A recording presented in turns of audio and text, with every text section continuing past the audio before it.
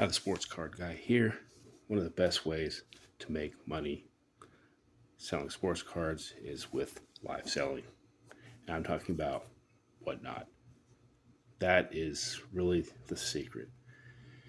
And the thing is, see, the beauty of live selling is it's just a great way to move cards. It's a great way to sell cards because you're there, you're live, you're on the live stream, you're there's that social aspect obviously, and it's just a great way to sell sports cards because you can't sell. I mean, obviously, there's so many different ways to sell sports cards. You can sell them at card shows. You can passively sell them and list them on eBay and go that route.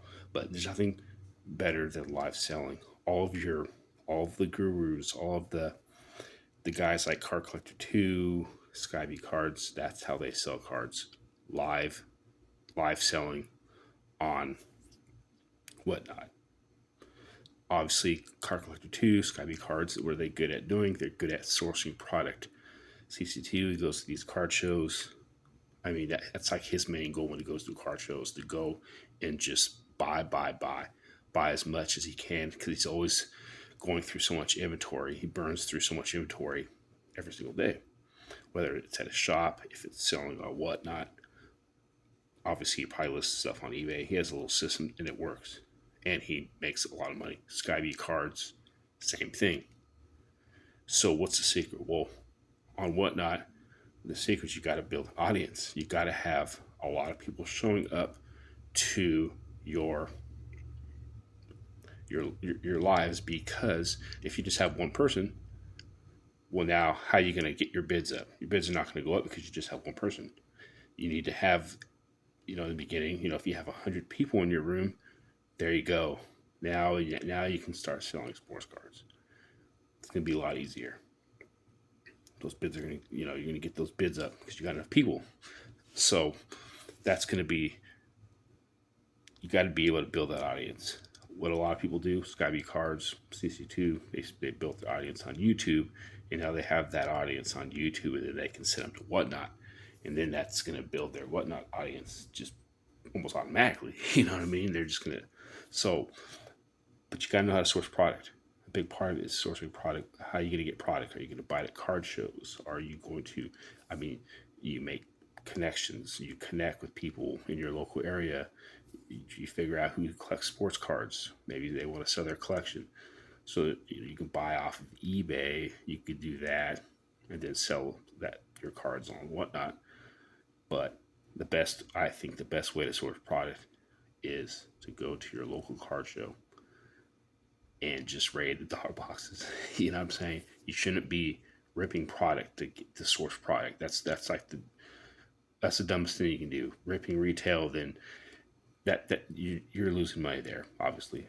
So you want to kind of, and I love the rip. I love rip. That's what I mainly rip is retail. I don't rip hobby. So I love ripping retail, but it's not really profitable because you're not going to make your money back.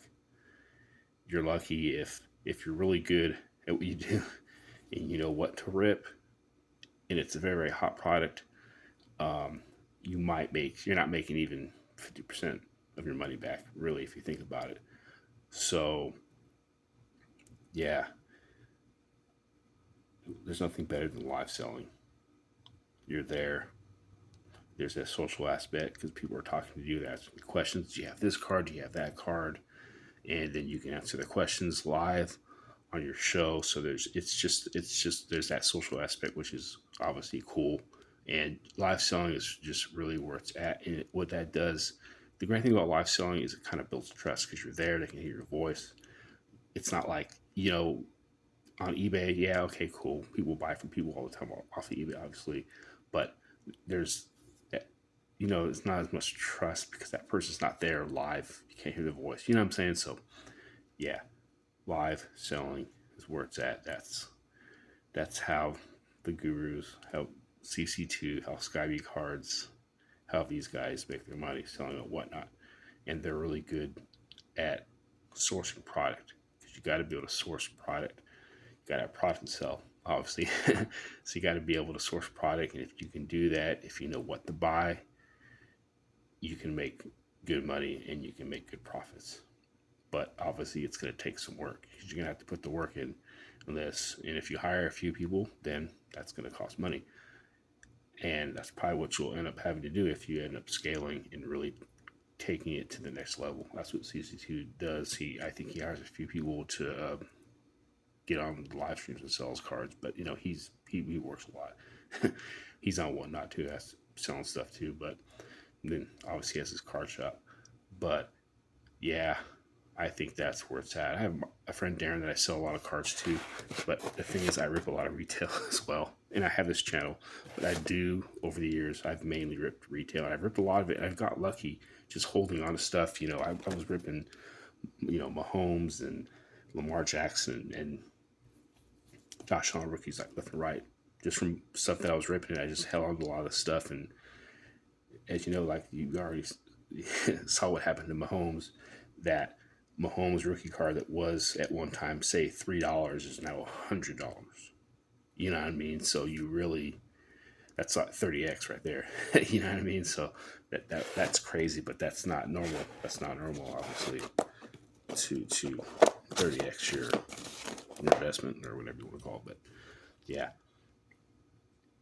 live selling, whatnot. That's what it's about.